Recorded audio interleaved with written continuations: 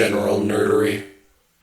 We here at General Nerdery grew tired. Well, not yes, tired, but not paying attention tired of the national conversation going on about corrupt police and racism and all the problems that go with that. So we picked up a book that was about corrupt police and racism and all the stuff that goes with that. And we're here to tell you about it today.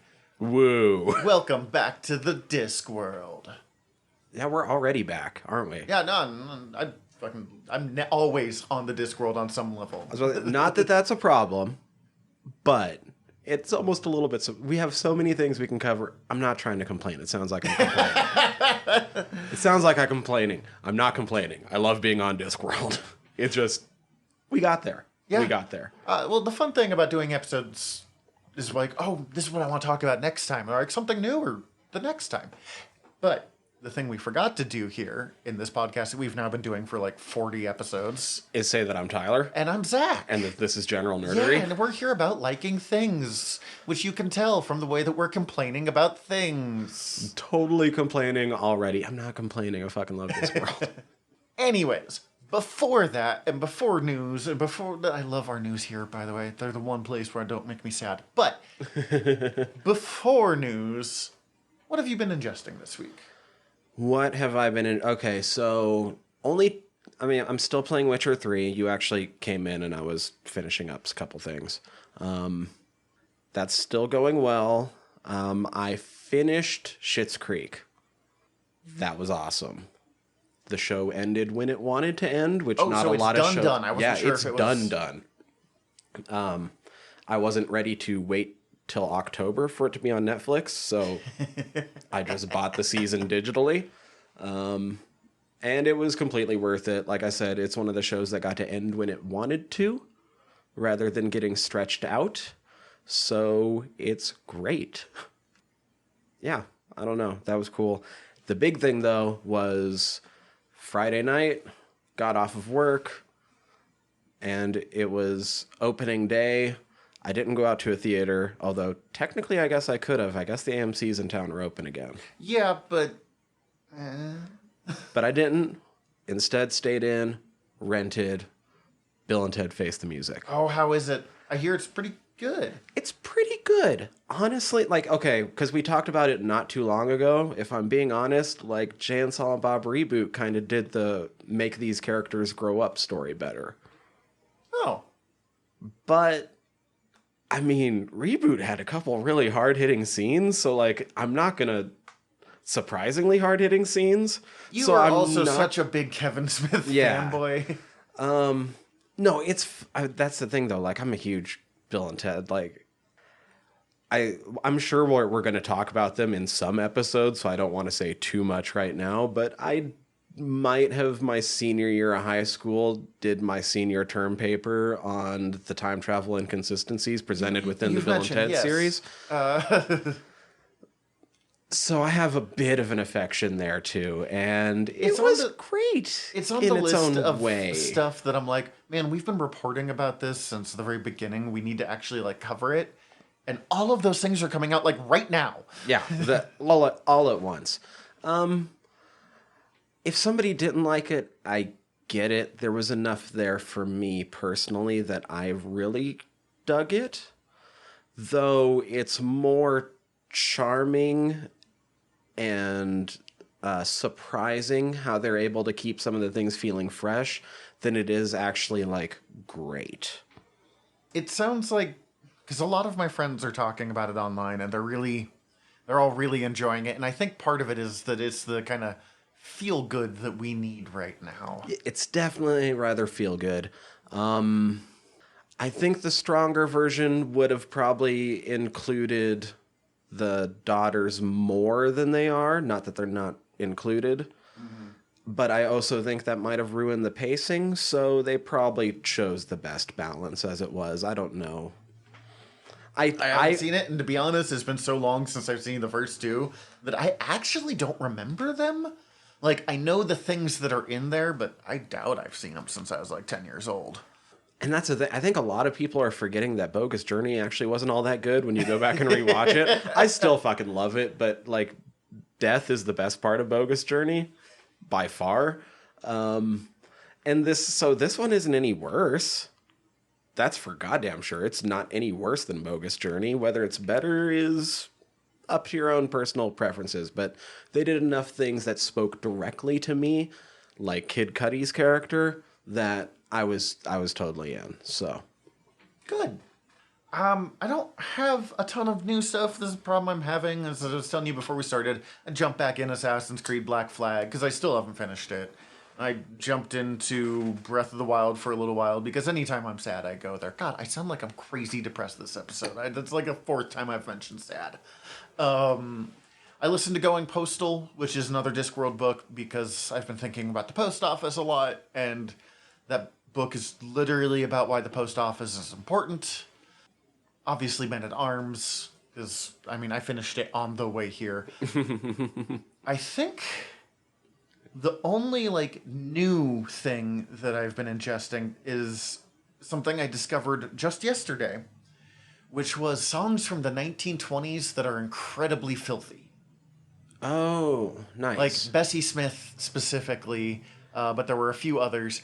And I know I've heard a couple of those just because I like searching out songs from the 1920s and 30s that are super explicitly about weed smoking.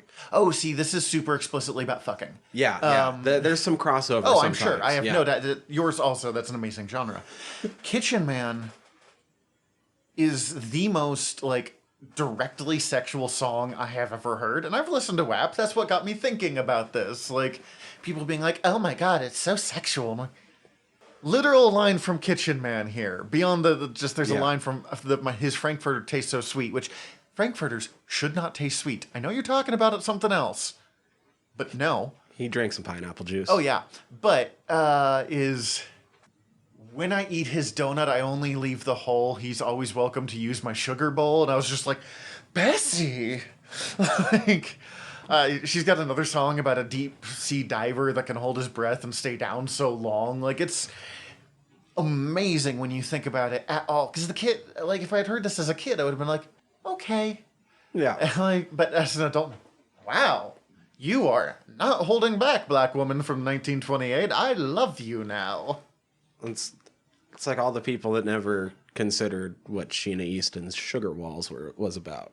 Or even I Want to Hold Your Hand is subtext for I want to fool around. Mm-hmm. I'm going to have to actually listen to that. Like I said, I know I've crossed over and heard some of those sometimes because I do really enjoy 1920s jazz about weed. So yeah, unfortunately, the only problem with it is the copies I found, the recordings are not very good even for the 1920s because it was a black woman singing in 1928, so they weren't probably not getting top of the line equipment. Go sing in someone's can. But it was friggin' great. That's awesome. That's awesome. Yeah. That actually sounds like a lot of fun. I'm going to check that shit out. And it's out there. It's not my usual suggestions, so I like that. All right, we're going to get the big sad news out of the way first. And then we're going to next week dedicate an entire episode. Chadwick Boseman has passed away at age 43 from colon cancer. We're recording this about 3 days after that happened. For you guys, it's about a week. We almost put this episode off to do this entire episode just about it, but we wanted a little more time to dive into Black Panther a little better. Yeah.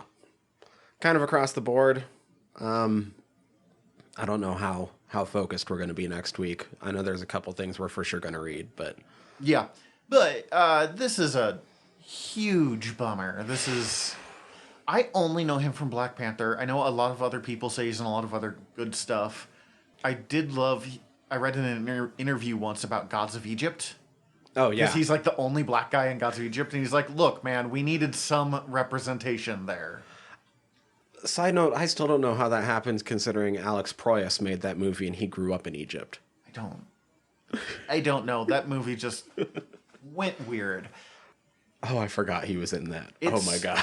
Yeah, he was Thoth. Yeah. God of knowledge.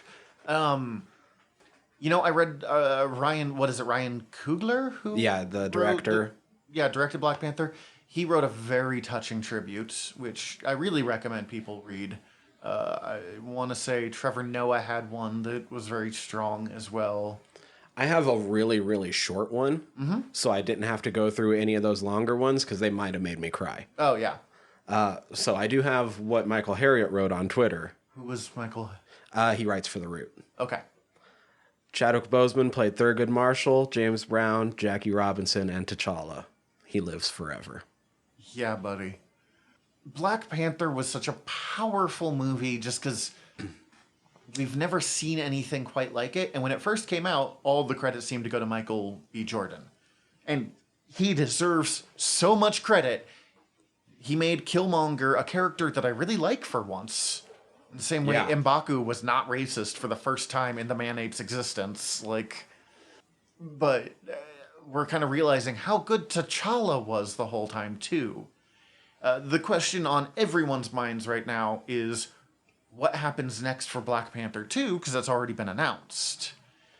I have seen a whole lot of calls for don't recast, have Shuri be the next Black Panther.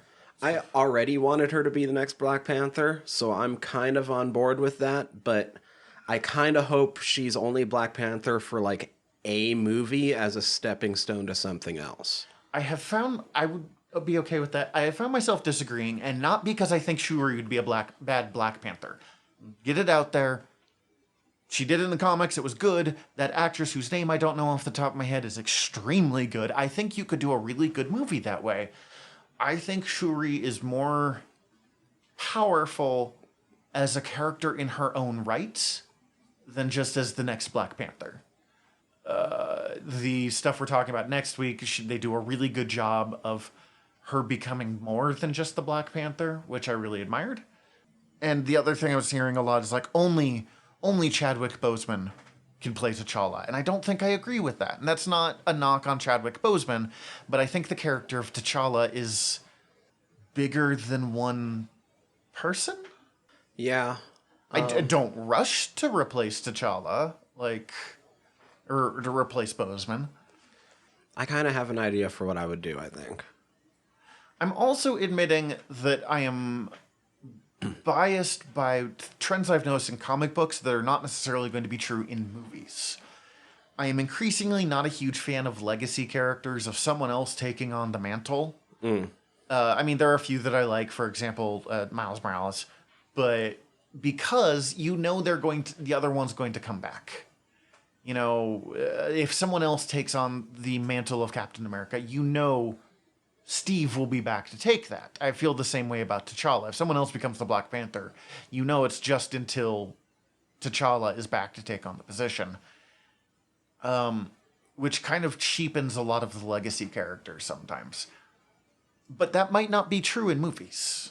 It's not a guarantee that we know T'Challa's coming back in Marvel Disney, because we don't know what's happening next. They're doing a really good job of, in some ways, moving past where the comics are willing to go. Yeah. I think I know what I would do. I think I know what I would do. I would have, because it's happened in the comics when Shuri died, that T'Challa went in, it's the Shadowlands? What is it? I can't remember the name. I think it's the Shadowlands or something, the land of the ancestors, basically. Yeah. I'm just going to, even if it's not Shadowlands, I'm going to use Shadowlands as shorthand right now. Y'all know what I'm talking about. There's enough undead realms in comic books that we get them mixed up. He's went in there searching for her before. Have at the beginning, because when he's all suited out, it's all CG anyway. He gets killed. Have her search him out? Have her search him out. Turns out, by the end of the movie, whatever he did, because of his role in Endgame, Infinity War, he was at peace, and he's deeper in, where if she follows, she's gone as well. But there's somebody that wasn't at peace that she might be able to bring back. You want it to be Killmonger. Killmonger. I've heard arguments for that. That'd be an interesting way of doing it. It would be real fucking complicated considering how actively against him so many of the Wakandan royal family were. Be interesting. Still have Shuri be queen, though, if you do that. Yeah. Like, so he's back, and he's the Black Panther, but he's not the king of Wakanda. Right. And he's just taken on the mantle. And put the challenge of what that power struggle would be. That could be really interesting. And Shuri's now just queen and having to, like, keep him in line. And it would also force Shuri to have to consider things that she doesn't have to do, being she's always been the younger sibling. Mm-hmm. Like, my brother's going to be king, so I don't really have to worry about it too much. That's my thoughts. I don't know. That's interesting. I sound like a real downer, and I'm worried that whenever I'm like, I don't know if I want Shuri to be Black Panther, if I'm coming across as one of the neckbeards. But it could be extremely well done. Yeah. Shuri, if they didn't want to introduce an entirely new character, Shuri's also the short way that they get to Ironheart as well. That's true. Although in the most recent Ironheart series, they had Ironheart and Shuri having to work together and them not getting along since they're both like super genius teenage women. Yeah. And just not sure how to deal with each other because they're both like kind of raging egotists about how smart they are because they're both insanely brilliant. Yeah. Also, I think it'd be really hard to write Shuri into that part, but I could see it happening. You know what I mean? Like, it's the easy, short way if you wanted to get there. Like, oh, we already have this character, and we can just do this and this, and... The nice thing, and the thing I have to keep remembering is, again, the world of the comics doesn't have to be the world... or the world of the movies doesn't have to be the world of comics, and it shouldn't be. Mm-hmm. In the same way that different creative teams take over books... Comics don't have to follow, or movies don't have to follow the same rules. Which is great. And it might be why I'm okay with recasts. Because I'm used to creative teams leaving and a new take on a character coming in at the drop of a hat. I mean, growing up, we used to get excited over who the next Bond would be. We're still excited whenever they have a new Bond. Yeah, I mean, we just keep being like, Daniel, what you think? And he's like, fine. Dive into the money pit one more time. Like, damn it, not Idris. Quit saying yes, Daniel. Tom Hiddleston. I like it. Anyway, we got into where it could go and distracted ourselves from the sad part. But. So, okay, a fan, I just feels weird saying a fan. A friend who listens to the podcast told me that their favorite part is listening to us talk and being like, this is not where I thought that conversation was going to go. Fuck, it sucks that he's gone, though. Yeah. And especially finding out that how much he did while battling with the disease. And at 43, he's 11 years older than me. Like, this is one of... I mean, I know I'm mortal. And I've had moments of, like, I'm gonna die in the past. But this is one of the ones where I went, oh. Like, that's actually, like, resonating with me a little more. And recontextualizes some of the pictures in the wake of some of the premieres and stuff where he was looking super fatigued and people would kind of make fun of it in the press. And so, man, I would be so exhausted doing the premieres, let alone with cancer. Premieres look so much more exhausting to me than making a movie does. All right, you're going to sit in front of a camera and people are going to ask you the same questions across the world. Hard pass. Yep. All right, let's get to some fun stuff. Please. We have our first very, very not clear but something look of the sandworms in Dune. Oh, I haven't seen this. We got a mouth. It looks like it's got a fuck ton of teeth. Okay. It's something better than nothing. It looks like it's got the, like, four-way mouth opening thing going a little bit that I think of when I think of sandworms. Like, the I think four it might things that be go into more a than point. 4. I think it might be around 6, but it's hard That to would tell. still work. Yeah. It's hard to tell. I can't wait till we see more. I do kind of hope that the one we're looking at here is just the one that attacks the mining crew early on, and that Shai-Hulud's even bigger. Well, yeah, it doesn't look huge for sandworms, but We'll see though. I'm excited for this. I'm so excited. Ever since I read Dune, I'm so excited. yeah. Yeah, Dune. The rumor is though that we should be getting the first trailer on the 9th. We'll see if that actually happens. But Cool. That's what I've been hearing for the past week is the 9th. It was originally supposed to be out by the 1st, but then it got delayed. That's fine, whatever. I'm not one to freak out about delays much. Stuff happens. Stop announcing things like 3 years ahead what day is coming out. So I know you've been liking Lower Decks. Yes. How would you feel about the X-Files version of that? Ambivalent? I've never really watched much X-Files. Right, I don't know how much of a go the first season is yet, but they are working on something called X-Files Albuquerque, which sounds basically like Star Trek Lower Decks, where it's But for X-Files. the offshoot wacky agents. I'd heard there was a rumor of an animated X-Files spin-off that the original X-Files stars, what is that? That's Dave Duchovny and Gillian Anderson. Gillian Anderson, thank you. That they weren't involved in. I don't know if I care, but an animated series dealing with, like, the idea of X-Files is very appealing to me. In the same way that I like listening to, lore or alien podcasts or all of that. But, it's too early to have much other than, okay. Yeah, it would be done with Chris Carter, the original creator of X-Files, along with the creators of Paradise PD, which I've never watched, so I don't know if that's a good or bad thing. I don't know if I've heard of Paradise PD, so that's... But I feel like it's going to be a little bit of an uphill battle for them since Lower Decks is already out. I feel like you could do this without connecting it to X-Files.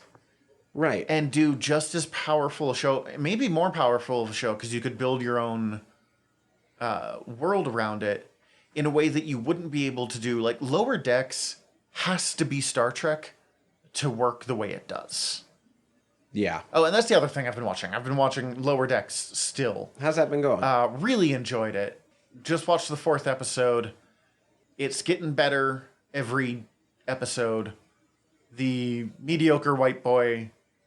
It needs a slight boost to be something more than a mediocre white boy because the other 3 characters are quickly outshining him.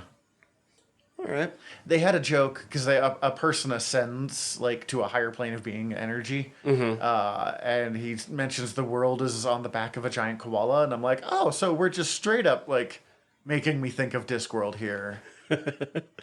I kind of like koala though. That's awesome. I really like it, but yeah, like I don't know. That's all I got. There's not too much depth in it. All right, so this is kind of neat, especially because of how successful they've already been with his works. Michael Crichton, writer of Westworld, also wrote Sphere. Didn't he write Jurassic Park? Jurassic Park. I think he was executive producer on ER. Yeah, okay. Congo. Okay, so not every movie was a major winner on his part, but... Anyway, he wrote 1987 novel Sphere, was turned into a movie in 98. Now the creators of Westworld are going to be adapting it into a TV show. And they've already knocked it out of the park with one of his works, so... Cool. I'm kind of excited. I like Crichton. I've read not all of his shit, but I've read a few of his things. I know I did read Sphere once, but it was way back in high school, and I don't really remember it that well. His shit is supposed to be pretty good. All I've seen is Jurassic Park.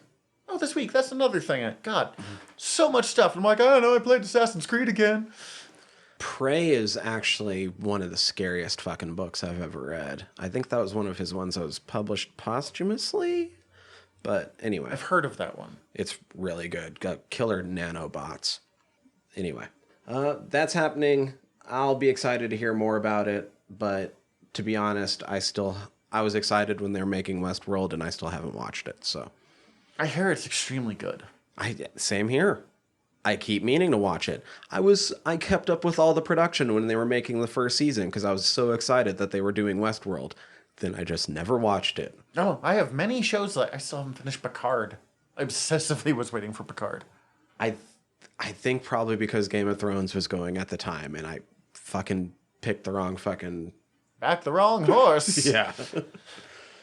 So this is cool. After she got a lot of shit after The Last Jedi, and then pretty much didn't have a part in fucking Rise of Skywalker. It was my biggest critique of Rise of Skywalker. Kelly Marie Tran has been announced as the star of Disney's next animated epic, Raya and the Lost Dragon. Last Dragon, not Lost. It sounds like she stole the fucking part from what I'm reading here. They had somebody else cast, and then they were re-going through some of the auditions. They're like, nah, we got to do this chick. Great. I liked Kelly Marie Tran. And I liked her character, Rose Tico? Mm-hmm. And I like movies about dragons. Thinking of things I was really excited for and never saw. I still haven't seen the third How to Train Your Dragon. Yeah, me either, and I was really excited for it. Yeah, from the looks of this, they might be trying to cash in on some of that How to Train Your Dragon money, but without in the Southeast Vikings. Asia. Cool. She will be the first actress of Southeast Asian descent to lead a Disney movie. Cool. Being Vietnamese American. And the whole land that Raya's set in is not there, but there. Yeah. So, that's fun. And this last... I don't know if I fucking love this or hate this. What do you think Berlanti got his hands on now? Craig Berlanti. If you had to guess, after what he did with superheroes and then moving on to Riverdale. Oh no, I forgot he was involved in Riverdale. What's up? Next, the CW is looking to develop with Greg Berlanti a Powerpuff Girls live action series. Okay. Greg Berlanti, man, you are just living in that CW money. Like, I know you do other stuff for other people, but you pretty much hang out at CW. Now, here's the crazy reasons why we might end up actually seeing this show. Because superheroes is the CW's bread and butter? Because the other two people attached are Oscar-winning writer Diablo Cody, who did Juno. Huh. And writer Heather Regnier, who wrote on Veronica Mars and Sleepy Hollow. I loved Veronica Mars. I loved Sleepy Hollow. Oh, it was so trashy. Until but it was the so fun. fourth season. I haven't seen it. That's... Apparently, it would follow Blossom, Bubbles, and Buttercup as 20-somethings who are resentful that they didn't have proper childhoods because they were always fighting crime. Of course, then they have to get back together to save the world. I don't know how to deal with this. Like, anytime I try to form a coherent thought, I don't necessarily need more let's take things I liked as a kid and make them like washed up bitter adults. But at the same time, I don't know, I would rather have a teen superhero take than like a young adult superhero take. Oh, yeah. But, okay. What do you think they call it? They're not going to still call it Powerpuff Girls. Oh, no, I think they will. What, Powerpuff Women isn't going to work. Powerpuff Ladies sounds weirdly sexist. But it just became Riverdale. That's what I'm thinking. You know what I'm saying? Like, Okay, it's not Archie and Friends. So, what are you expecting? What was the name of the city in I don't know Powerpuff if I Girls? can remember. Something City? The Professor? Mojo Jojo? Mojo Jojo. I would name it that, yes. Actually, seeing them do my live-action Mojo Jojo, because you know they're willing to dive into apes with the whole let's use Gorilla City for real. Yeah, exactly. Might justify the existence of this show. I wonder about him, because the character of him, who's a drag queen devil, basically, in some ways is kind of a gay icon today, but could just as easily come across as so problematic live action if you don't stick the landing right. I know they did a Powerpuff Girls TV show a couple of years ago. I don't know. I had a friend that was really into it, but I don't know if it was any... I don't know if it was popular or any good. I like this better than I've heard arguments. We should do a live-action Samurai Jack. No, we shouldn't. Yeah, I agree. No, we shouldn't. Samurai Jack is for a very specific style, and that's my one worry with Powerpuff Girls as well. The art style was a very big part of what made Powerpuff Girls work, that I'm worried about changing it up too much. Will it still... What are their costumes going to be? They can't just wear the skirts. It's going to look super, like... You know, they would just color code them, and they would just change up and have normal outfits. Oh, so we're going to do it Smallville style of superheroes, where we color code I have to imagine clothes. that's what they would do. I think to do this, because apparently my brain's just trying to design the show for them now, you would have to live in that kind of, like, bubblegum pop color madness that was so... You know exactly what I'm talking about when I say that. If you owned that right, you could do it. If you try and make it dark and gritty, if you try and Arrow this, it's not going to work. No. Or Riverdale this. God, don't Riverdale this. That's the thing, though. Like, the one gal wrote on Sleepy Hollow, and the only reason Sleepy Hollow worked is because it understood how fucking stupid of a show it was. Like, everything about that show, when you try to explain it out loud, sounds like you're describing the stupidest fucking show that was ever made. And it was charming as fuck. No, you do need the same, like, we understand how fucking goofy this is, but there's a difference between we need to understand how goofy this is and we need to make this grimdark. Yeah. We don't need Archie being a member of a motorcycle gang and banging his teacher to tell some people obviously need okay, that. so Riverdale lasted for like 5 seasons and it took off, but we don't need the equivalent of that in Powerpuff Girls. Like, No. A part of the appeal of Powerpuff Girls, although admittedly I did say part of the appeal of Archie is the, like, kind of timeless, charming feel when you do it right. I'm reserving judgment. Who knows if it's even going to happen? It's still in the early enough stages that it might not, but with those names attached, it's hard to see it not getting a season, honestly. Yeah. For some reason, it's making me think of the Adrian Pilecki Wonder Woman series that never happened. Mm-hmm. For good reason. Yeah, it didn't look great. I'm sure Adrian Pilecki... Actually, she would have been a pretty good Wonder Woman. She would have been fine. She would have been fine. Everything else I saw about that show looked terrible. That costume needed work. That costume looked worse than fucking Wonder Woman costumes you can get down for the Spirit of Halloween. Okay, I would not go that far, but... And it definitely looked worse than the porn parody version. But I've not seen that. I actually only know that because I heard a podcast bring it up, and they up on their website they put up stills of side by side. It was really funny. But I have read articles before about the, like, weird amount of effort they put into costuming of porn like parodies? comic book porn parodies. It's insane. That's a different... No, we're not doing an episode on that. That's a different podcast. That's General Nerdery After Dark. Hard pass. Hard pass. That's all the news I have. Okay, that's great. Let's take a break. Let's run away from this conversation as quickly as we can. So, when we did Guards, admittedly the reason I pushed for us to do that book was so we could do this book.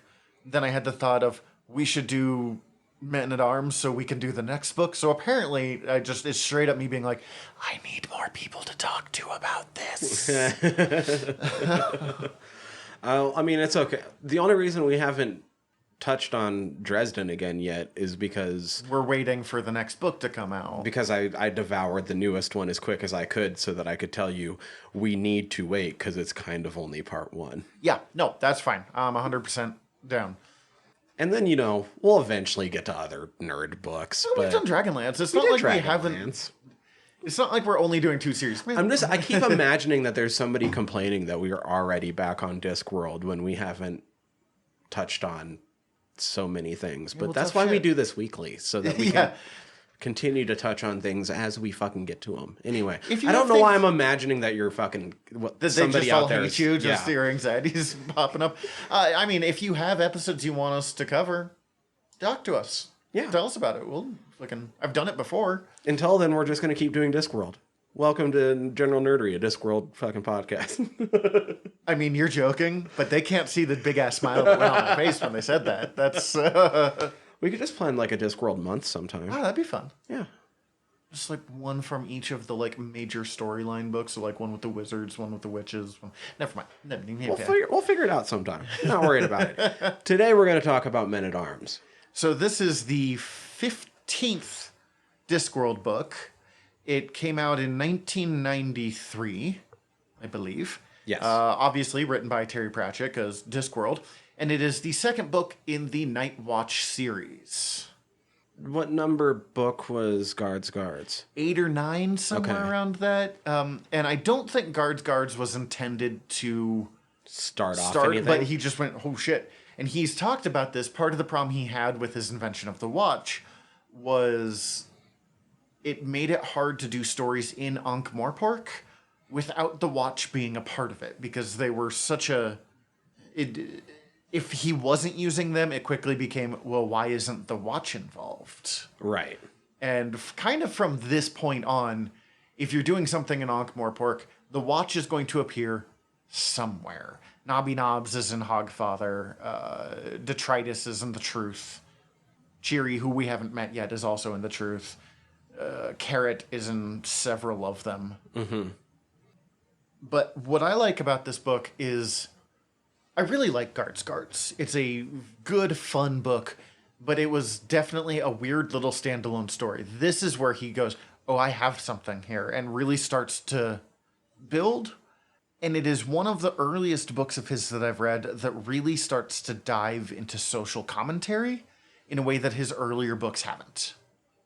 And I haven't read all previous of the 14 books before this, so it could have started earlier. But, you know... He's made excellent books, but this is the one where we're really starting to comment, as I said at the beginning of this, we're starting to look more at racism. We're starting to look more at, like, you know, what is a corrupt or incompetent police force versus what should police be. Mm-hmm. So before I say anything else, It's Terry Pratchett. This book's like a 9 out of 10 easy, no matter what else I say. Yeah. That being said, this is the hardest time I've ever had getting through a Terry Pratchett book because of the themes and how timely they are with the news. That's super fair. And I didn't even really intend that when I picked this. I was like, I fucking love Men-at-Arms. Let's read Men-at-Arms. And also, I've read enough Terry Pratchett that I feel like I know where everything goes, but this is also a book where it was kind of obvious at times that it was being written by an old white guy in the early 90s. Yes, that is definitely true. And one of the things I would kind of want to talk about on this. But I did have the thought, because I have been having a lot of trouble with police-based media recently.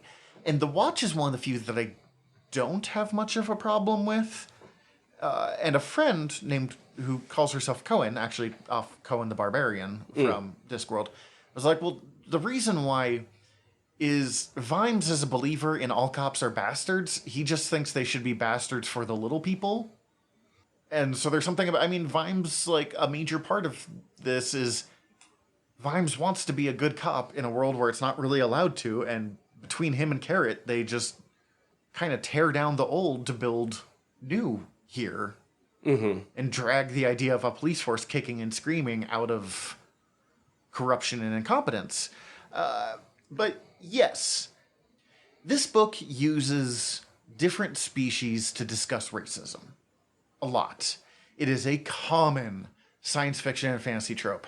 And there are times where it works really well, and there are times where it really doesn't work. In this book and in other stuff. This time I'd say it works more than it doesn't, because it's obvious what he's trying to do, but there's nuances that maybe weren't thought of yet, but as it's been more of a discussion today, kind of stuck out to me, I think. Is there a particular one that you want to... Man, there was a couple weird things. Like, first off, none of it really... It feels like it's the first third of the book where he's really obvious about the fact that he's doing this and the bringing up of affirmative action and stuff. And then as the actual, like, murder mystery plot goes into full swing, which was amazing, by the way. the murder mystery is one of the best parts of this. And his writing on it, like, felt cinematic. Like, it built an amazing movie in my head as I was reading it. But everything kind of gets subtly pushed to the background a little bit, and he starts to comment on it in a lot subtler ways while the murder mystery comes back to the front. And you don't feel a lot of conclusion or get a lot... It seems like they're doing things for not great reasons. It's something I've noticed about Terry Pratchett in some of his social commentary is as amazing as his writing is, he doesn't always stick the landing on the commentary, and part of it's because he's a well-to-do white British man.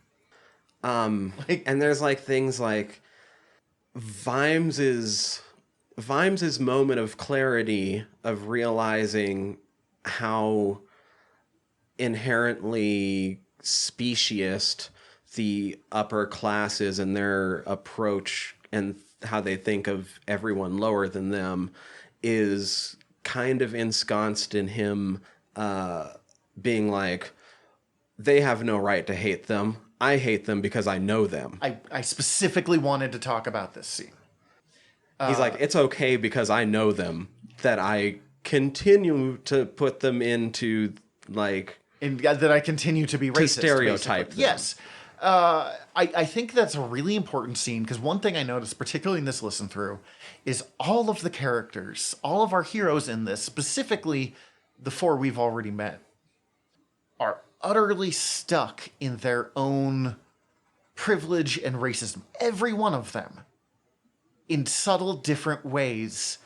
And I think one of the things I like, and especially having read multiple Discworld or multiple watch books, where the characters grow more than anywhere else in the Discworld books of what I've read so far, is you see them in kind of the stages of learning to be a good ally, learning to be helpful.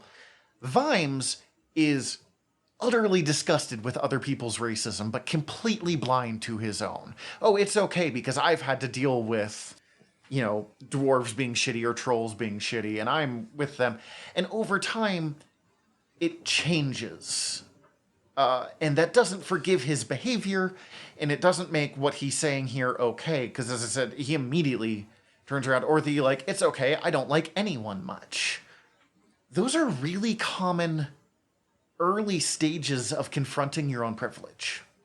So if you write it, or if you take it as, you know, wow, he just sucks and doesn't like, or like Terry saying this is okay, then it's super problematic. But if you look at it, and you haven't read the later book, so obviously I'm going to have a different perspective from you, and I'm not trying to tell you you're wrong here. It is really interesting to watch Vimes grow from bit to bit to bit, and you still see those really ingrained things, because ingrained racism is a thing. Studies have shown it affects people of color even. Like, their own perceptions, not just shitting on them. So there is a thing about being an ally and having to continually readjust your own thoughts. And I think in several ways, this is the book where it starts to actively make Vimes affect his own thought. Because at first, he's told, I guess we haven't even said this, the book starts with the watch has been expanded. And they have expanded to specifically a dwarf, a troll. And how open do we want to be about this? It's 1993. We've already kind of touched in on like the themes of the book and really a werewolf, an undead, which they don't reveal for the first like half of the part of the book. We find out she's a werewolf kind of early on, but everyone assumes that she was included because she's female. And at first, Vimes is real mad about this, but by the end of it, not as much in this one. Carrot has a lot more in this one as Vimes is figuring out his own shit in a really interesting storyline, I thought. By the end, they're realizing that, like, oh shit, my views are wrong here. And I think this, like I said, this book is more good than bad on the whole, because I do feel like it's pretty obvious through the book that these characters are on a journey. Mm-hmm. And I do know that there's books that come after, and I assume that they continue on their journey. I guess I feel like the story also needs to be self-contained enough that none of them feel like they get rebuked for what they do in this book. That is absolutely true. And I'm sorry, I got real defensive there. With that. No, I love these books. But that is definitely a thing where you're like, oh, no, this isn't landing where you want it to. Like, there's a line, and they're talking about a character named Mayonnaise Quirk. Oh, I saved this line. Who's just a complete piece of shit. I actually saved this one. Okay, go ahead and give this line real quick, because we're going to talk about a line that Terry wrote that does not land. It doesn't land because of how this starts. Because it's one of his long, drawn-out paragraphs that if you've read a lot of Terry Pratchett, you're used to. You run into a description that's a paragraph that is really, truly all one thought, and it's in his writing style, right? So it starts with, Quirk wasn't actually a bad man. He didn't have the imagination. He dealt more in the sort of generalized low-grade unpleasantness, which slightly tarnishes the soul of all who come into contact with it. Many da-da-da-da-da. He continues. It gets to the end of that thought process. But Quirk was the kind of man to whom it comes naturally to pronounce the word Negro with 2 G's. Which, when you start with he's not a bad man, it is a thing that I think was really prevalent in the 90s when we were trying to say we were past racism, is that you're not bad if you're still racist necessarily. You're just lazy and stupid. And you know what? Racism and laziness and stupidity, definitely, they go hand in hand a lot. Mm-hmm. But that doesn't... If you're hella racist, if you're openly racist like Quirk is, who just drops racial slurs, and they're about trolls and dwarves, but... They're slurs in universe. They're absolutely slurs. Then he's a bad man. Like, and I get what they are trying to say. He is not... They're saying he's not actively malicious, but passively malicious isn't in his position, especially in a position of he's commander of the Day Watch, isn't better. No. In some ways, it's worse. Before we dive into this, I just wanted to, because I wrote down how privilege shows through with all of the main characters here. Vimes, as we're talking about, Vimes has class awareness up the wazoo, but he doesn't recognize his own privilege in the ways that he discusses it. Mm-hmm. You know, it's okay that I have these issues with trolls and dwarves because they give me a headache as a police officer, which major policing issues going into that train of thought in the first place. And, you know, I am also one of the poor, so I am with them in it, missing the different issues that they have to deal with. You know, but the scene where he decides to manipulate the racism of the upper class into revealing how stupid it is a brilliantly written scene. It just, his justifications for it, as we said, where he's like, I've got it right, doesn't land. Mm-hmm. Carrot's whole thing is that he is nice to everyone, that he accepts everyone. But then he just casually picks up, without even really being aware of it, Vimes's issues with the undead.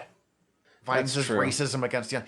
Because he has that line of, they're just not our kind of people, in the very beginning when he's talking about the undead. Mm-hmm. And he says it to someone who's not undead, and he doesn't realize it.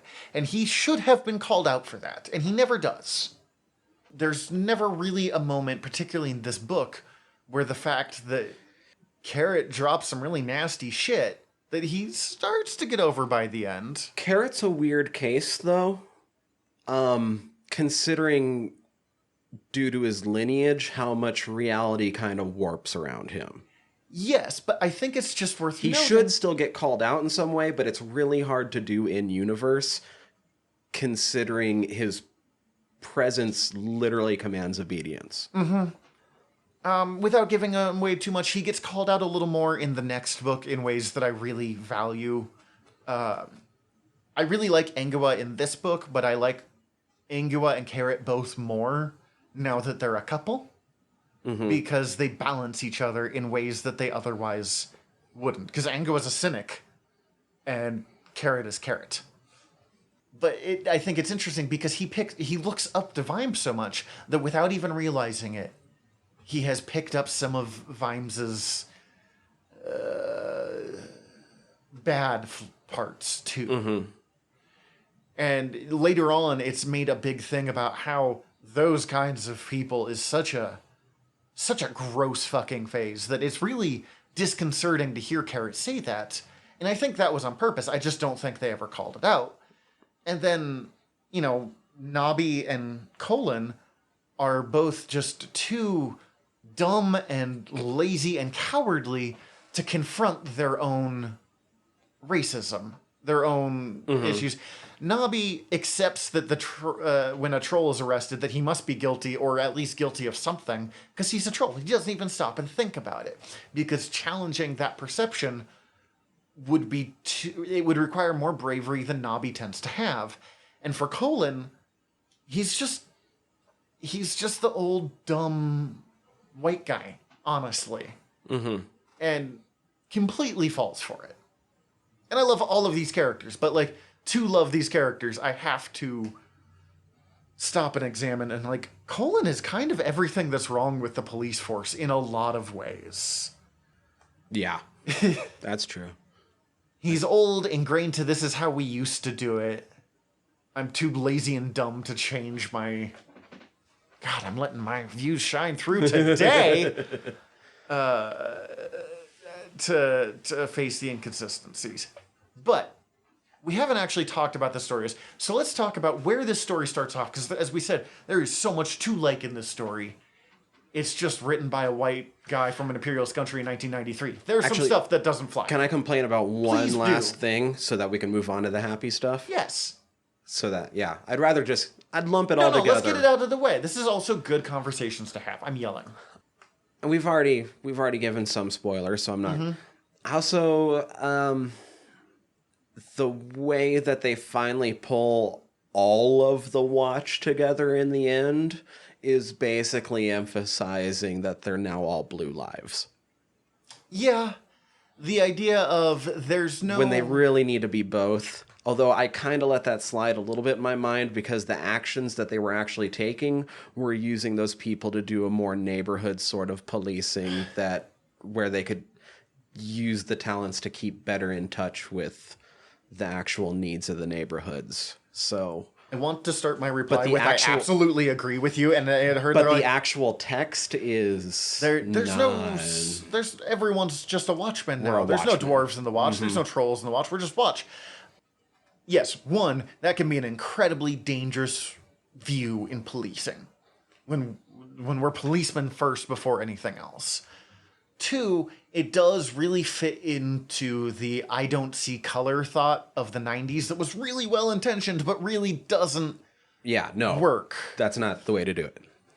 I do think that one of the minor storylines that I wish they had talked about a little more loudly, because it could have helped balance some of that, is that when they try to force Cuddy and Detritus and Angua to be watchmen in the classic style, we use these weapons, we do these things, it goes terribly. They have that training montage at the beginning, and none of them can fucking do it right. Right. But when they let them be watchmen as trolls, as dwarves, as werewolves, they're an incredibly effective combination. When they let Detritus be the siege engine that is having a troll in the Watch, or letting Cuddy be clever and use his axe instead of, forcing him to try to fight the way a human would, or letting Angua use being a werewolf.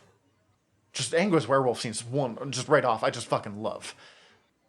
Lets them be effective as characters and lets them come together and be actually good Watchmen. They would not have been able to solve this mystery without all three of them being who they are, being trolls, dwarves, and werewolves. But at the same time, you're 100% right that saying, we're all Watchmen. There is, ooh, Terry, no, that doesn't. Also hadn't thought about it, but you mentioning detritus basically being a siege engine could bring up some, militarization of police issues, and they do strong-arm their way through some situations in this book, but actually, I'm way more okay with that just because I'm so familiar with what a fucking cesspool Ankh-Morpork is. Completely understand they're actually doing this probably the most peaceful way they possibly could. The closest I'm coming to forgiving on that is the only thing they really siege engine through is other corrupt police. That's, yeah. And that's another real dangerous thing of, you could take that thought process in really terrible directions. And it does, again, I'm going to talk about later books. They really do bring up, people refer to Vimes as military in one of the later books. And they're like, as opposed to civilians. And he's like, we are civilians. Mm-hmm. Vimes is rabidly anti-police as military, which is one of the reasons I kind of forgive Vimes. Yeah. While still calling him out. And I also, Vimes is super aware of the tightrope that he walks in a way that we're not usually allowed to see. The Discworld books don't necessarily... They don't fetishize the police. Not quite. If anything, it fetishizes the type of stories that the police are usually used in. Yeah, I'll give it that. Because there is appeal to police procedurals. I mean, I'm still enjoying Brooklyn Nine-Nine and... Okay, so I don't enjoy Blue Bloods at all anymore. Cece's mom watches it. And at first I was like, all right, this doesn't always land, but it's compelling TV. Now I'm just like, you all are terrible. No. All right, let's get on to what we liked. Okay, yes. Start of this book, the world has completely changed, but in very small ways. They're talking about how everything is completely different for the Watch now after they stopped the dragon. But really what it is they hired 3 new people. They are now up to 7 Watchmen, and it's going to be 6 soon, because Vimes is about to marry our queen, Lady Sybil Rankin. Yeah. I love her so much. I wish she would have been in this more. She is underused. I don't think she gets a really major role until Thud. And she's so good in Thud, which is several books down the line. A huge weakness of the Discworld is that Sybil never gets her own book. Mm-hmm. She's such a strong character, and every moment with her is pure gold. But she doesn't always... We don't get enough of her ever. And it is hard when you are the one character who's not in the Watch, who's in a Watch book. Right. I guess let's talk about the 3 new hires first. We've mentioned them all, but we haven't. First, we have Detritus, who has come up in Discworld books before, but has never been a character of much note. I like Detritus quite a bit. I'm more like the troll brain heat thing. The biology of trolls is so cool. Was so cool. It's a great bit of world building. So Detritus is a troll. He actually appeared in Guards, but momentarily. He was Detritus the Splatter. He was a bouncer for the Mended Drum. Before this, he's the troll that Carrot knocks out in the very beginning, in one of the earlier scenes in Guards. And Nobby tries to kick him in the nuts and hurts his own foot because it turns out... Or kick him in the rocks is how they put it in this. And Detritus is made of stone, so that goes terribly. Surprised Nobby could get his leg that high. Yeah, well, I mean, I think he was passed out. But Detritus has joined the police because his girlfriend Ruby says he has to smarten up. and can't just be basically a like low-level crime stooge. Detritus has to deal with the fact that everyone thinks trolls are dumb, and he has been raised to believe that trolls are dumb, like, because the trolls kind of think that too, which is great commentary actually on how we like bring people down to believe that they're dumb, and they start to believe the own stereotypes against them. Minor quibble with the fact that there's a great bonding moment with Cuddy teaching him, only for it to be kind of undermined a little bit by learning it's mostly biology. I get that. I can see that. Although, he learns to count before any of the biology stuff comes in. Right. Cuddy teaches him to count. So it turns out trolls... But then you find out just learning numbers leads to him just in the cold being able to do calculus and beyond. Troll brains overheat. So if it gets cold, the smarter they are, or the colder it gets, the smarter they are. The hotter it gets, the dumber they go, to the point that they eventually just kind of like curl up and turn into a boulder until it cools down again. Silicon-based brain, it's basically a computer chip. Because they're made of rocks. Mm-hmm. Yeah. And he is, in a great bonding moment, he is taught to count and add. And you get a wonderful thing because he counts in a factor of 2 instead of a factor of 10. Mm-hmm. So he's like, how many are there? And he goes, 2 4s, which is 4 groups of 2. So for, 8, as, which is 40 is, 4 10s.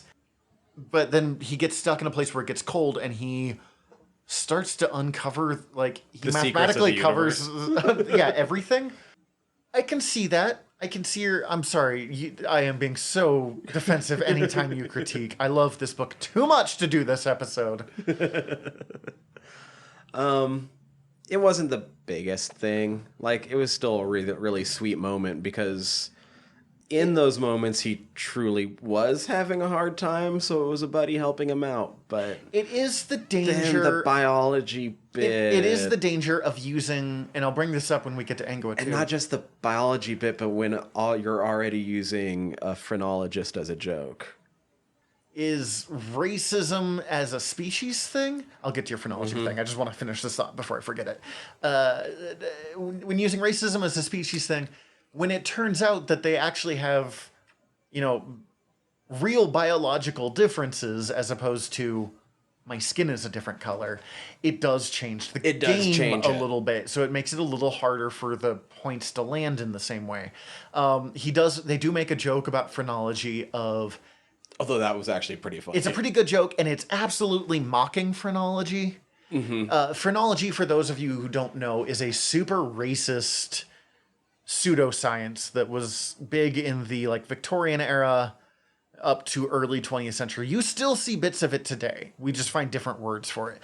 With the idea that if you can track a person's personality based off the shape of their head. But it turns out that all of the bad things that they were saying are proven is basically the slight differences of someone from Africa versus someone from Europe. Right. It Real famous scene involving phrenology in Django Unchained. Yeah, it's hella racist. It was used to justify really terrible behaviors. But the joke is that the people of Ankh-Morpork have decided that, okay, if this is what it is, that phrenology means you can change... or that you can determine someone's personality based off their head shape, then if you alter the shape of their head, you'll change their personality. So they hit you with a hammer. Going in for decisiveness. And he just gets beat with a hammer in the head a couple of times. It's a great joke about how remarkably stupid phrenology is. But again, Terry Pratchett sometimes gets too caught up in his own, I'm being subtle with this, and forgets to actually, make the actual statement being no, this is bad. Right. This is dumb, and, it should be treated as dumb. Overall, I really liked it, though, because I thought the troll biology was really fucking cool. It's so cool. This is the first time where we start to learn bits about trolls and dwarves. We learn much more. Coombe Valley, which they mention here, becomes a major plot point in the later Discworld books. I think it's been mentioned before a few times, But yeah, even pretty early on. but he starts to really dive into the dwarves and the trolls in the watch books, which is real fascinating. It comes up in other books too, but those are the ones that, like, Thud is entirely about troll and dwarves, and Vimes just kind of is stuck in the middle. Which kind of, I guess, brings us to Cuddy, who is a dwarf that wants to come be a watchman because he was unhappy in his job, basically making fortune cookies, but fortune rats. Which is awesome. So good. So my other least favorite part of this book was that Cuddy was my favorite. Yeah, that's fair. And then Cuddy, we've already mentioned spoilers, dies. Cuddy dies, and I kind of knew that one of them was always going to die. And I have to admit, the Cuddy's the one that if I had to lose one of them, is the one I'm most comfortable with losing. But I was so mad when it happened. See, I thought they were going to throw a Colin dies. Yeah. Okay, so I guess when I was, like, for some reason I knew it was going to be one of the three new characters. The classic four never feel super at risk to me in any of these books. Even though they fucking almost, like, bad things happens to them constantly. Colin would have been someone we absolutely could have afforded to lose. And Colin gets more and more, from this book on, gets more and more difficult to use. Because as I said, he's just kind of too dumb to realize his own inconsistencies. And he gets better, but he just never really gets over it. Gotcha. I'm revealing too much, but it's... no, it's fine. I dug Cuddy. Cuddy is great. And just how fucking good he was with the axe. He was, I mean, one of the things is when you first see Cuddy, he's trying to use a sword and an arrow, and he can't, or in a bow and arrow, and he can't. He's just awful at it. He doesn't know how to use a sword. He can't figure out aiming with an arrow to save his goddamn life. And they're like, I thought dwarves were supposed to be great warriors. He's like, yeah, but our kind of war. And when anytime he picks up an axe, there's a scene, and it's a throwaway scene, where there's a fly flying around, and without even looking, he flicks an axe and cuts it in half. Well, it's almost even better because the way that scene actually plays out is that was a joke like 30 pages prior. And then the description on that is so minimal, but because there was already a joke about it, you already know what happened. Yeah, he is... It was such good writing. Cuddy is a truly excellent dwarf, and I really love the Discworld dwarfs. I love dwarves in general, but the Discworld ones, especially as we develop more, there's something really interesting about them. And he is someone who was like, well, fuck, this is no kind of life. I'm just making cookies, making rat, because rat is the primary diet of dwarves, which makes sense living in mountains. And I appreciate that he managed to down 3 rats before getting his head out of... Cut me own throat Dibbler's barrow cart. Yep. Again, great to see Dibbler again. Dibbler is... I don't have anything to say past that. Anytime I see him, Dibbler makes me smile. Well, and they had a great setup and payoff between Dibbler and Cuddy just in the text with when Dibbler was describing when it was the description of Dibbler's contents of his cart, and they were talking about the rats and the need for ketchup. And then way later on, when you have Detritus and Cuddy stuck underground, and he's bitching about fucking digging out, he's like, you're stuck down here with rats. And Cuddy's like, maybe there's an appeal. He's like, without ketchup. I was like, oh shit, we got to start. Time to go. I wonder hilarious. if you're going to discuss racism, having one of the major races you're talking about eat rats. Like, if I'm going to think too heavily into this, that might be a questionable thing. But again, You could make arguments there, I'm sure, but it's a dwarf. I don't care. Yeah, it doesn't feel wrong. That is me being crazy nitpicky because I'm trying to look at this critically. Dwarf culture is really cool, and it's very willing to make jokes while telling serious things. It doesn't come up too much here. We get dwarves still have no concept of like sarcasm or sense of humor. So if you tell them something, they take it extremely literally. And I do love the line, and it comes up in later books of they're like, "You guys really do love gold," and goes, "Of course not. We just say that to get into bed with us." So good. You're like, Cuddy, are you fucking your gold? Like, so good. are you just like, no, just we're gonna leave that thought behind.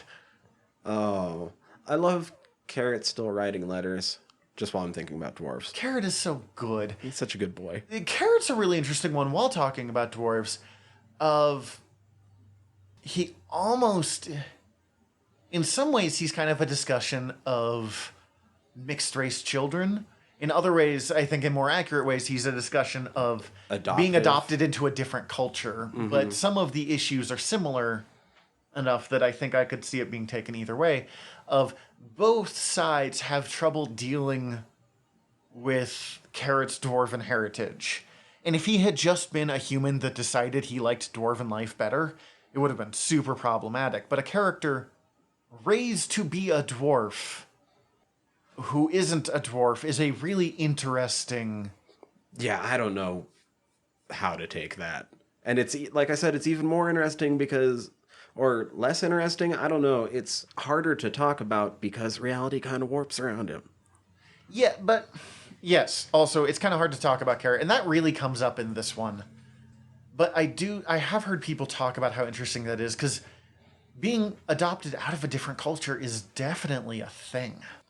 And absolutely a thing. Finding yourself in that culture, oftentimes it's being adopted into white families and then discovering your own heritage. It doesn't really come up the other way around as much as I've heard, although I'm sure it's also a thing to an extent. I don't know. I am white raised by white people. I don't get to comment on this. I mean, and I was raised multiracial, but it's like his situation is different. It's hard to... It's a situation we don't see very often, though, which I really appreciate. Yeah. And then with Carrot, we come into our third character, Angua, which is a very confusing name.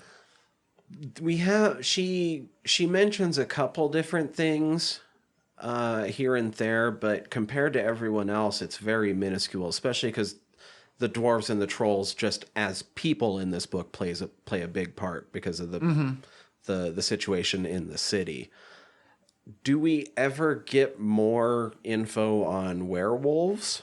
The Fifth Elephant, which is it's like 3 or 4 books down of the Watch series, it's like 10 books down of the other one, takes place entirely in Uberwald, dealing with the werewolves and dealing with Angua's family. Okay. We get a lot of Angua from here on in. She doesn't get much here because there's already so much happening here. We get a couple of Angua heavy books. Angua's little werewolf bits in this do lead us to fucking Poodle Hitler. Big Poodle Hitler. That's so good. See, I was thinking like Charles Manson, like Poodle Manson. Angua is a werewolf, as we've covered.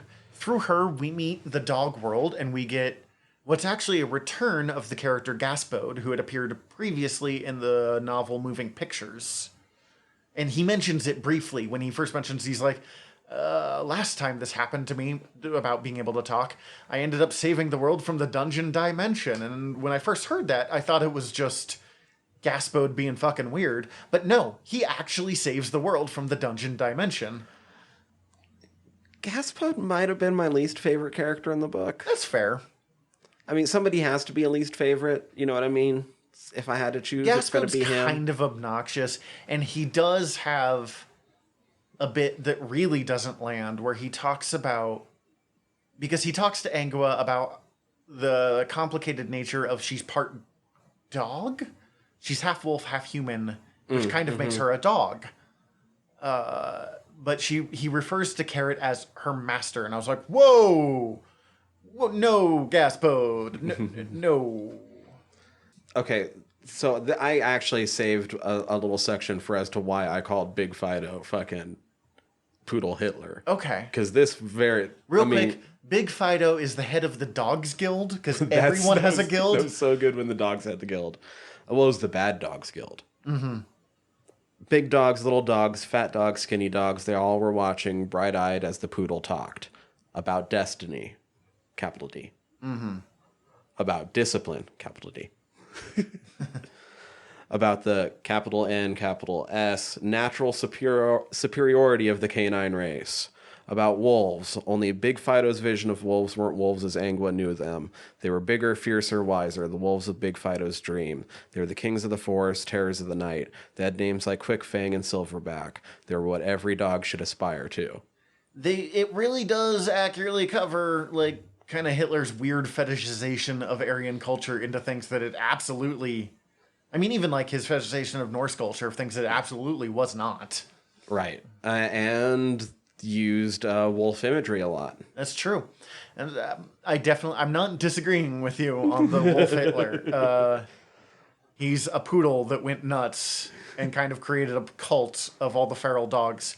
I did think it was a fun bit of world building. One thing I love about this is this book... he had his comeuppance. Oh, yeah. So that was actually, like, all satisfying. One thing I love about Men-at-Arms over Guards is I think it does more world building than Guards did, of like really getting the flavor of what Ankh-Morpork is. And part of that is just the progression of Terry's writing. It does, I believe, introduce my absolute favorite bit of Discworld world building, of like small goofy things, which is Bloody Stupid Johnson.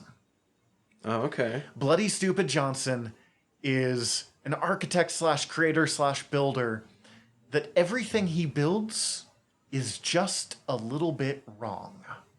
It never goes, like, he goes to build, I don't remember if it's in this one or another one, a trout pond.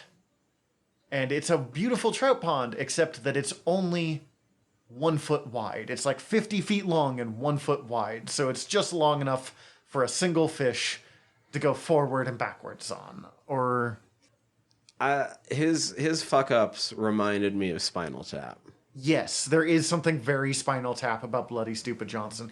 And he continues in later books. Like, there is, at the university, a shower room that Ridcully, the arch minister, decides to use in Hogfather. And everyone's like, don't use it. He's like, why not? They're like, because it's made by Bloody Stupid Johnson. What's wrong with you? And, of course, it goes terribly wrong.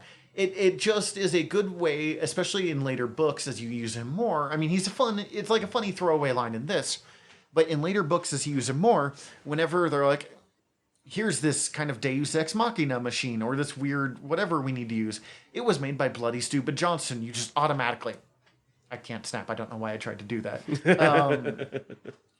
You just automatically, you're like, oh no. I wanted a book about Bloody Stupid Johnson. Oh, that'd be great. One of my favorite sequences, one of the best bits of fucking dark comedy I've read in a bit is every interaction inside the Fool's Guild. The Fool's Guild is... You can tell Terry Pratchett is legitimately terrified of clowns because of the strange way he deals with them. Just the weirdness of, like, jokes as ritual. In the same way that, like, we've covered in earlier books with Ankh-Morpork, there's a Thieves Guild, there's an Assassin's Guild. When they say there's a guild of everything, there's a guild of everything. There's the Fool's Guild, which is the guild of clowns. And is it the first time they go in there in the book? Like, was right after, was it Bafo got We see Bino a clown, got killed. Yeah, and Bafo takes them into it. We see a clown funeral, and it involves, like, clowns solemnly pouring the ashes of another clown into another clown's pants. Yeah. And, like, all this, they describe it as absolutely horrifying. But it's this really solemn thing while, like, terrifying slapstick happens. It is... so amazing. It is. I want to see it portrayed in live action. Yes. And I really wanted to see the egg room live. It'd be so fucking creepy. It is a room where for generations every clown has been painting their face onto a dried egg shell. And so you're just seeing lines and lines and lines of clown faces. That are just preserved eggs. Oh my god, it's creepy. And every new face is compared to the ones before it. And Being like, is this a new face? Like, are you stealing a different clown's face? It's, again, these characters commit to in Discworld to everything they do so entirely in a way that's really interesting. well, and that was one of the parts also, like the clown faces and getting into, we already talked about the dwarves, but one of the cool things about this was understanding how different cultures think and respecting the way that they look at the world is part of how they put this together. Mm-hmm. That was cool. When you look at things from a clown's point of view, the things the clown is telling you makes more sense. Right. When you look at things from the dwarvish. There is, as we mentioned in this, a murder mystery happening through the whole thing. We're not diving too deeply into it. Someone is killing people with the gun. The gun was weird. The gun was super weird. I don't think Terry likes guns much, although in later books he is very pro owning weaponry. Mm-hmm. But I think he did want to examine, and I think it's a real thing to talk about. And I don't personally like guns. I am not against gun ownership, which is a fine line to walk in today's politics. Mm-hmm.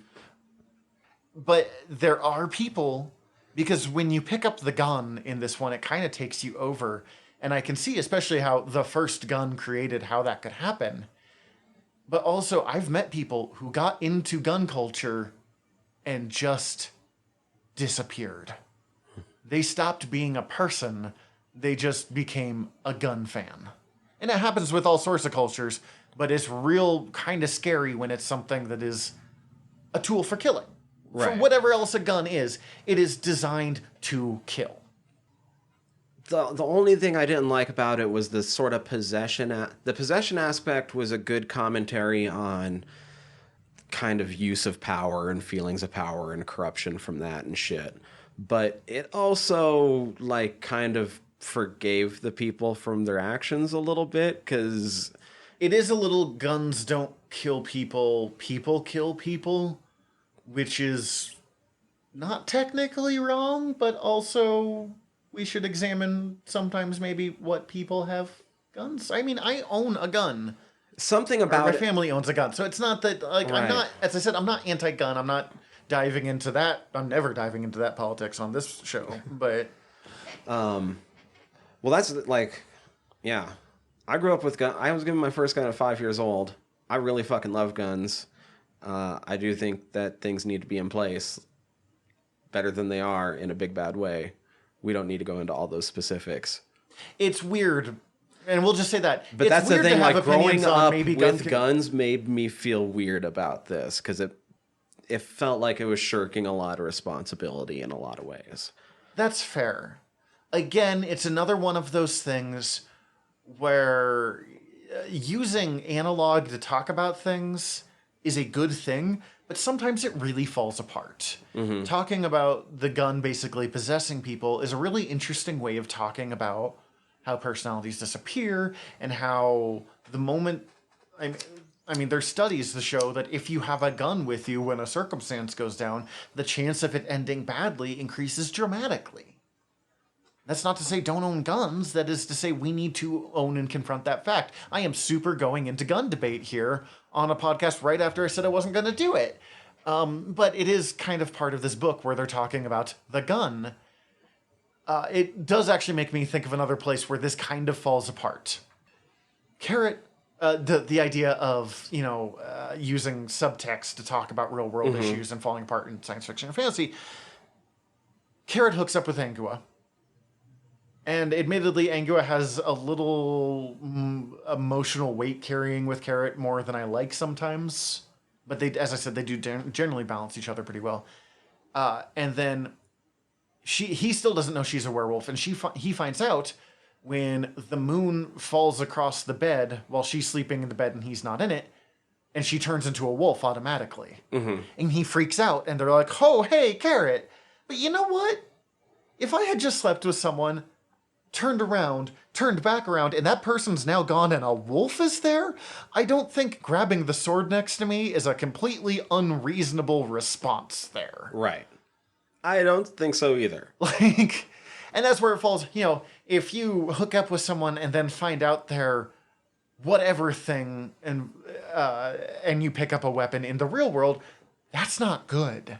But somebody's not going to turn into a wolf. yes, but if someone turns into a wolf all of a sudden, my oh shit defensive reaction, that's some primal shit that I am not going to hold against them right now. And then like Gas Mode kind of points that out, but it does make the analogy a little weak. Yeah. This book is really good. We're going to talk about everything wrong with it. That's okay. It's not a bad thing. It is good. I mean, we talked about with your fave is problematic. It is a good thing to examine critically the things that you love. It's essential to examine critically the things you love. Well, and if it was bad, I wouldn't think about it this much. Mm-hmm. And like, we didn't really do this with Pokemon because it turns out there's not a whole lot of depth to Pokemon as much as we've done now 2 episodes on how we love it. Mm-hmm. Terry has shit to say, which means that we have to examine the shit he has to say to see what we agree with and see what we don't. Well, and the book is actively trying to say something. Yes. And it's obvious. So. And it's why I love it so much, but it does mean if we're going to discuss it, we have to discuss the message. Mm-hmm. Messages. There's so many messages in this. I was going to say, overall, like I said, I do think it mostly lands. He's really good at writing, and you understand where the characters are coming from and that they're growing. From a murder mystery point, from a like police procedural point, there's almost none that lands better. From a point of let's examine the Watch is in such a weird place here, because by the end of the book, they actually have a watch. They're actually going to have some power to affect change in the way that they want to. Mm-hmm. And do some good. At the beginning of, especially in like Guards, they had no power. They were nothing. And they're right in this position in the middle now of they've saved the city. People can't just write them off. But they're still too small, too shat on, too everything to really do much of anything. And it's a really interesting place to find your characters. Like, oh, we can do good, but we're still not set up to do good. And Vimes, as I said, he's going to retire at the end. He's supposed to retire at the end of the book. He's just supposed to marry Sybil and become basically a rich gentleman of leisure. And you're like, well, that's never going to happen. Like, I remember reading someone who was reviewing this book chapter by chapter being like, oh, I'm going to be so sad to see Vimes go. And you're like, are you really buying that, man? Like, Vimes is not designed to be someone to not do anything. Right. His anger at injustice of the universe would make him explode. He's already... Sybil talks about it once he does briefly retire, of her being really worried because what attracted him to her, or her to him to her, yes, is his kind of simmering anger at the universe and how he wants to fix it all. You take that away from him, who is Vimes? Mm-hmm. And a big part of him is examining that and examining that he can't drink. Not just like he was drinking too much. He can't drink. Vimes is an alcoholic. It was good character. This felt weird, not in a bad way, like a critique way. It just felt weird to see him drinking as much as he ended up drinking throughout this novel. Yes. It does strike me as familiar with friends I have that have tried to drink, or tried to quit drinking. Tried to drink is a completely different situation. Tried to quit drinking and not have it work. Like, they fall off the wagon. I would have done a little... I think here's the thing. I think it felt weird because we don't usually see characters in fiction, once they get clean, fall back off the wagon. Yes. And when it is, it's treated as this, like, ultimate crisis point, as opposed to, like, no, dude, you can't keep doing this. Especially now that he has unlimited money. He would have just drank himself to death. It is interesting to watch here. And again, it comes up more. As I said, a lot of this book is prep. And it's part of the beautiful thing about books where series where characters grow. Because each book is kind of prep for the next book. Watching Vimes learn how to deal with, alcoholism, even. And go from, like, no, I just need to, like, not drink as much. Like, no, I literally can't drink. We're just repeating this point now. I'm sorry. I love trying to do them trying to do the math on how much of the coffee to give them. The Oh, coffee shit, to we went booze too ratio. far. Because the running theory is Vimes is always a little bit not drunk. Like, they describe him as 2 under par compared to everyone else, so he has to drink just to catch up to everyone else's level of sobriety. Mm-hmm. And the problem is he could never get the gauge right. And it's Vimes drinks to cover his anger and to deal with his anger. And when his anger gets too strong here is where he pops. Mm-hmm. But again, you get very interesting bits of world building. You get it is my favorite example of dealing with classism is the Vimes Boots theory of socioeconomics. Oh, I can't believe I almost forgot to bring that up, because that's something that I think a lot of people are actually familiar with, even if they've never read this book. I didn't realize that this was the book that came from. I do see memes about it a lot. It's the idea that it is expensive to be poor. Yeah, well, I think somebody tweeted it out like 3 years ago, and every, 8 months or so, it makes the rounds again. Mm-hmm. And one of those times was actually just like 2 weeks ago. Yeah, I did see it recently too. But the idea is cheap boots cost $10. Expensive boots cost $50. Now, in this world, they make like $30 a month, so they don't make a ton of money. The idea is if you buy expensive boots, your boots will last you for years. But if you buy cheap boots, you can afford to eat that month. But those boots wear out within a year, while the expensive boots will last 10 years. So 10 years later, the rich person has only spent $50. But the poor person who has to replace his boots every year has now spent $100 on boots, and his feet are still wet. It is the most brilliant and short. It's only like 2 paragraphs long, and then they move on. Explanation of how expensive it is to be poor. And I imagine Terry Pratchett at some point in his life must have been poor, because he gets it in a way that I think a lot of people don't. In ways that even when I got it, I didn't register it. Right. No, it's fucking great. I didn't know that, when I ran into that, I was like, oh shit, this is this book. Yeah, I'd read it too. I thought it was Feet of Clay for some reason, but either way. Vimes is obsessed with cheap boots after this because he can feel the feel of he can tell where he is in Ankh-Morpork by the feel of the cobble through his boots. Yep. And it becomes a ongoing battle with his wife from now on, because she keeps wanting to buy him nice, expensive boots, and he's like, no, I can't tell where I am through those boots. Vimes is a class warrior who becomes rich. It's awkward.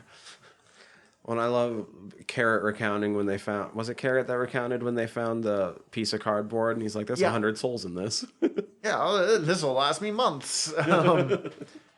Which is interesting. I've never thought about that before, but I do have shoes. I'm like, oh, those are terrible cardboard soles, aren't they? Yeah. It turns out that every set of nonstick shoes ever made pretty much sucks. Yeah.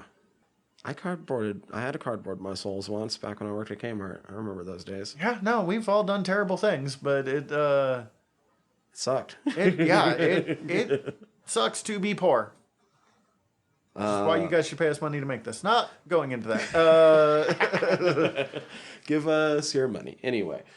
Fuck, what else do we have? What have we talked about? What haven't we talked about? We haven't really talked about the murder mystery itself yet, but I don't really want to talk about the murder mystery itself. I don't want to have to explain it all. And I thought it was a really good fake out when you found out that it was Edward that they found. Yeah. There's lots of interesting stuff. We get an interesting look into the Assassin's Guild in a way that we hadn't too much before. Pyramids talked about it a bit, but... I thought the Fool's stuff was cooler than the Assassin's Fool's Guild stuff. is super interesting. A later book makes a throwaway reference to battle clowning. And I desperately want to know everything about that. Oh my god, that's awesome. Yes! What? Yes. Battle clowning. I want to do that in D&D. Oh, battle clowns. Oh, it'd be awful. And fantastic. Yeah, no, the murder mystery I thought was actually really cool and played out really cinematically, and there's parts are really good. Well, he doesn't write the best action, but like the way it flows is really quick and actiony. So You can tell he doesn't care as much about the action. So when the action comes up, it's not, like when Dragonlance was doing action, it would go into pages worth of stuff. He wants it wham bam, thank you, ma'am. he finds every excuse to not have to include the action. And it's part of what makes his book so great, that it subverts things, and it's fantasy that's so fantasy about the characters and stuff, but he still does good action when needed and good world building better than almost any other fantasy series. I've heard people argue that Discworld isn't fantasy, and bullshit. Da Vinci was good. DeQuirm. Yeah, Leonard DeQuirm, the most dangerous man in the world, with his complete inability to name things. So he'll invent amazing things that are completely anachronistic. Like he invents sticky notes, which is a weird little throwaway, but you go, oh, they wouldn't have sticky notes, would they? Like, Right. But I don't even think about it. But it's like paper with gum that will stay sticking on it device or something like that. Something stupid like that, yeah. Anytime he can't name things. Shit. Device that spins to make you go up in the air a lot is helicopter. Yeah, I can't remember what the fucking bicycle was, but that was fucking great too. It's there's so many weird, quiet jokes about Pratchett that he's kind of hard to talk about, because I don't want to reveal like the big go into the murder mystery as we discussed. Involves assassins and fools and kings and all that. Which there is a whole nother layer of text there that you could talk about too. That I didn't even focus on this time through, but there is a lot of commentary on the need for a monarchy, and that one is really interesting to me from Pratchett's point of view, more than almost anyone else's, as a man who is very clearly proud of being British, but also very clearly critical of the British at the same time. And he sometimes misses stuff, but again, old white guy. But a Brit that kind of addresses the British need for a monarchy while how good it is to not have a monarchy. The Brits love their royal family, but are like, do you want them to really be in charge of things? They're like, not really. But they're essential and we need them. when there's the little reveal of the throne's fucking rotted away. Yeah. It's just the gold foil over top that's holding place. And Terry does not believe in the monarchy. And his views of it shine through. Yeah. I mean, I could do another read through and probably just focus on that and gather easily. even more shit. The idea that the Ankh-Morpork is built on top of Ankh-Morpork and like they fall through and find I love Undercities. Mm-hmm. And you get to see like the history of some of the older kings through some of the Undercity because it's, up to 2,000 years old in some point. I will say, now that it's rediscovered, do they start using... it comes up more as Ankh-Morpork is slowly dragged into the future. Mm-hmm. Not necessarily that sewer system, but we do get to see more and more of the world as it develops and as it's slowly kind of pulled into, by the end of the series, basically into the Victorian era. Right. Because Terry That's loves what I've the gathered Victorian from what era. I do know of it. I will say, as much as all of the Watch books build on each other, this and Feet of Clay, the very next one, are very much companion books. They are the ones that feel the most like each other and pull in some of the... They do a lot to set up what the Watch is going to be, and they pull in a lot of later world building comes out of those two, but these two are very good. I mean, they're all great, but very good self-contained stories, and they work as a really excellent duology as well. I still need to get back to just trying to get in more of the Discworld shit. It's hard. There's so many of them, Yeah. and there's so many other things to read. I still haven't started the second Dragonlance series, even though I said I was going to do that like the day of. Yeah, us doing that podcast, I had to go out and I bought the annotated chronicles, so I want to reread that and get all the little the notes from... I'm not allowed to go to bookstores. I'm going to go to bookstores again soon. Like, I like to pretend I won't, but I'm lying through my teeth. I can't think anything else really to say I don't know if I about have it too right much now. more to talk about. Ankh-Morpork is one of the most beautifully, fully realized worlds. Like, it feels like It's a real its own place. world. And this book does a lot to build that. And it just... In a time where the real world is so difficult, I really appreciate being able to go into a different world, but still having it feel like a very complete world and still forcing me to think. When I dive into the world of Pokemon, as I already mentioned, that's escapism, pure and simple. And that's fine. Escapism is important. But it's not the same when I go into Ankh-Morpork because it's still forcing me to confront Things. the injustices of the world, the real world issues that we're still dealing with. I mean, as I said, this was written in 1993. We're still dealing with racism and what does it mean to be a police officer? And how do we, like, do police officers have power or no power, or do we not have them at all? Or, you know, if you're going to get rid of police officers, the way to do it is to not just pretend they don't exist and don't come up with a replacement. But also, you know, look at how badly it can go with the Day Watch. You see 10 seconds of them and you're like, oh no, they're everything we shouldn't have. We just need Carrot. Yeah, but more than that, we need Vimes as well. And this book, I think, does a pretty good job. And I say it comes up much more in later books because growth. Carrot's good about not taking hold of the power that he could, though. I say we need Carrot because I feel like Carrot being around will find a Vimes. Yes, we need Carrot for the idealism. We need Vimes for the, like, gritty, get it done cynicism. If Carrot didn't have cynical people around him that he brings up that also challenge him at the same time, Carrot would be a really boring character. But when you put him against Vimes or Angua or anything, you get that nice balance. I love the Carrot Vimes relationship. Oh, they're fun. Did we decide on next week yet? Yes, Black Panther. Oh, yeah. Fuck. We talked about it this episode. I know. It's that. Dude, We're that was like exhausted 2 hours ago. That was 2 hours ago, and I was trying not to think about the sad things. Oh, man. But we're going to make it happy, because Black Panther's a fucking dope-ass character. Yes, we will be sad about Chadwick Boseman. We'll let you be sad about Chadwick Boseman. But we're going to do what we can to make it a celebration of the character of Black Panther and why he's so important. And just fucking cool. Huh? And just fucking cool. And just fucking cool. Oh, he's so cool. But that's next week. That's next week. Do you have any recommendations for this week? I asked as a question like we don't always have recommendations.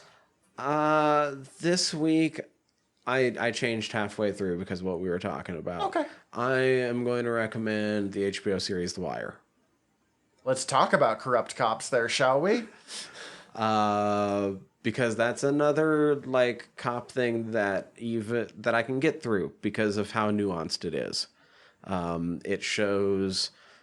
It gives you hope because it shows people trying to do their jobs and do it the right way. It shows how the system's corrupt and the ways that it needs to be changed. You get the stories from the other side and why people would go into the life of crime and how it is attractive because of circumstance, and they do some really crazy, awesome, neat things. Plus, I mean, honestly, like, it's kind of just neat seeing this group that are trying to do, like, the cops that you focus on for the most part, like the main group, they're trying to dismantle, like, the heads. Like, they are trying not to have to go after these street level because they know that they're just trying to get by. Yeah. They just want to take down the organization. And, you know, that's where you see that the system's corrupt and they're just, some of the people are fucking outright racist and they're just like, no, go do fucking stop and frisks and this sort of shit. But it's neat seeing them have to deal. It's named The Wire because they're setting up fucking phone taps and shit in the age where burner cell phones are first coming into use. Yeah, because that was, what, early 2000s when it came out? And so it's really neat just having to, like, seeing this group have to deal with this new problem. Mm-hmm. So it's also cool just on that level. Yeah. And there's a definite appeal to cop dramas. Mm-hmm. I mean, we just reviewed one. And I mean, it's also one of the shows that brought us into the golden age of television that we're currently experiencing, and is still one of the high points, honestly, because of the storytelling involved. Yeah. And Omar is the biggest badass almost ever on TV. Fucking Omar coming. That's all. Goddamn. What's his fucking name? Michael K. Williams as Omar. Is he the guy that played the Thing in the Fantastic Four movie? That guy was in The Wire, but I think I'm thinking of someone else. No, he's this guy. Oh, definitely not him. Okay. Cool. Omar. Omar is fucking one of the coolest characters ever. Watch it just for Omar. Omar's a fucking stick-up man. He makes his living by robbing other drug dealers' fucking stash houses. And everyone is so fucking scared of him that, like, they'll clear out fucking blocks when they see him coming. And in this early 2000s world, and in the fucking hard-ass fucking gang world, he's such a badass that he is openly gay making out with his boyfriend on the corner. Damn. And people aren't fucking with him. In the early 2000s, that's, I mean, in anything in the early, yeah, that's a lot. That's still going to be strong today. Good. That's nice. And people fucking clear out when he comes walking because they're so fucking scared of him. That is the best argument right there for The Wire that I've ever heard. Just real quick, just because I feel like I should say something. I have really complicated feelings about the cops, and it is okay to have really complicated feelings about the cops. I don't know. I have friends that believe entirely in no police. I have friends that are strong police supporters. I don't know if we should never have any kind of police, but we definitely can't continue as is. It's my little speech. Sorry if it pisses you off. Not that sorry. On that note, one of my recommendations is very short. It's only like a minute long. Toonami did a Black Lives Matter support video. And having Tom from my childhood come out and stand in that, just, I don't know, it felt weirdly powerful. And, like, check it out. It's also, I think, how you should make statements of support in ways that you're doing it without just being a commercial for your product at the same time. I don't know. I have deep affection for Tom, the host of Toonami, because I've been watching him since I was a kid. Mm-hmm. And then my other one is still topical, but much less. It is Black Panther, the album.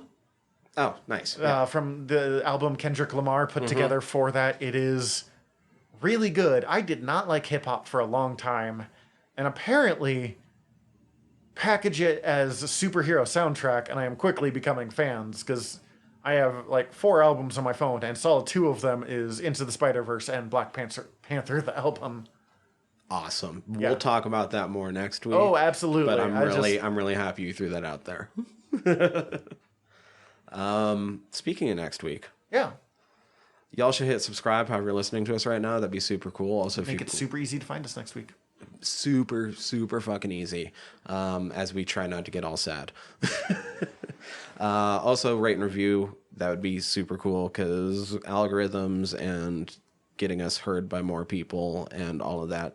You're already listening to a podcast. You understand this shit. That's how I'm thinking of it. Right? That's safe to assume? Yeah, I think you got it. I think that's safe to assume. You guys can always head over to our website, www.generalnerdcast.com. Check out all of our back catalog there. While you're there, you can contact us through the website or emailing us generalnerderypod@gmail.com. While you're over at the website, if you click the links up at the top, we are part of the Earworm Podcast Network. Go there to check out all the shows coming. We previewed one last week. I'm very excited. Word Balloon's hopefully coming soon. in order to keep up for when that drops, just checking out that website, earvvyrm.com, will be the easiest way to catch all the updates across the site and all of our shows.